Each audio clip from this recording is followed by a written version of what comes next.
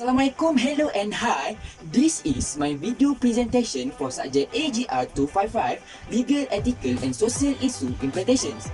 Before I start, may I introduce myself. My name is Muhammad Ridwan Afif bin Suzuki. My student ID is 2018221962 and I'm from class 4B. On this video, I will discuss you about one article that I choose. It's the topic which is there must be need permission from the Department of Labour to hire a minor.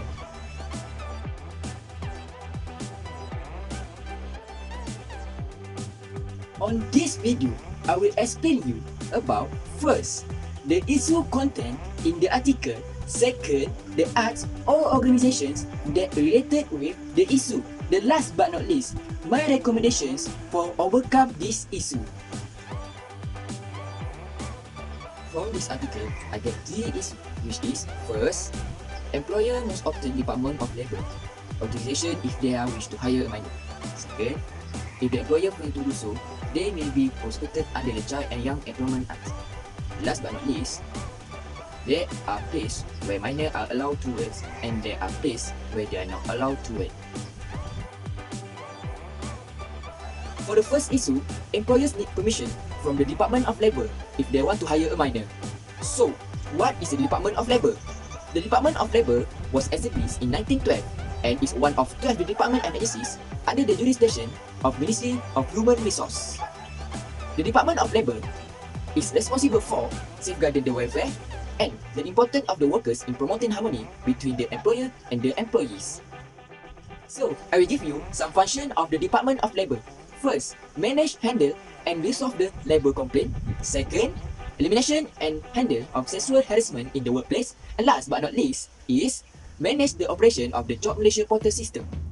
For the second issue and third issue, we can relate this issue with Children and Young Person Employment Act 1966.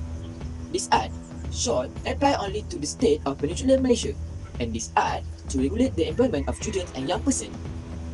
So, what is meant by child?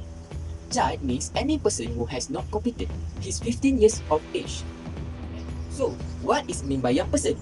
Young person means any person who not been a child has not completed his 18 years of age. There are examples of employment of children. The child may be employed in light work suitable to his capacity in family undertaking. Next, example of employment of young person. Young person may be employed in the same like employment of children but not necessarily in a family business. So, how many numbers of days can work by child and young person? No child or young person engaged in any employment short in any period of 7 consecutive days be required or permitted to work for more than 6 days. Next, I give you example. How many hours of work of children? Children can be worked between 8 o'clock in the evening and 7 o'clock in the morning. Young person, how many hours that can be worked? Young person can work between the hours of 8 o'clock in the evening and 6 o'clock in the morning. So, what will be happen to someone if someone breaking the land of this law? Refer to section 14 under International Labour Law. Any person, parent or guardian or other person who contravenes this act shall be imprisoned not more than 6 months or be fined not more than 2,000 ringgit Malaysia or both. And for a second subsequent offence, imprisonment not exceeding 3 years or be fined of not more than 50,000 ringgit or both. Actually, where are the places children can work? In Malaysian law, there are some guidelines for getting children and young people to work somewhere. They are generally prohibited from working in dangerous areas or even machines that may expose them to danger.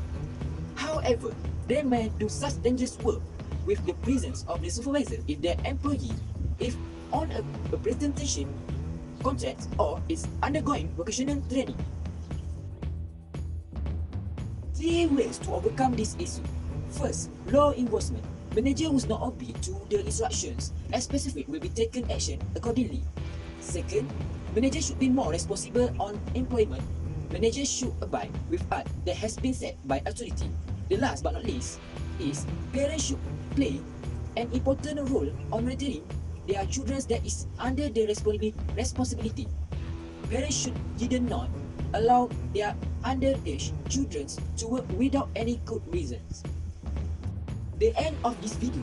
I hope you guys know about children and young employees. And last, I hope you enjoy this video. Thank you for watching. Assalamualaikum.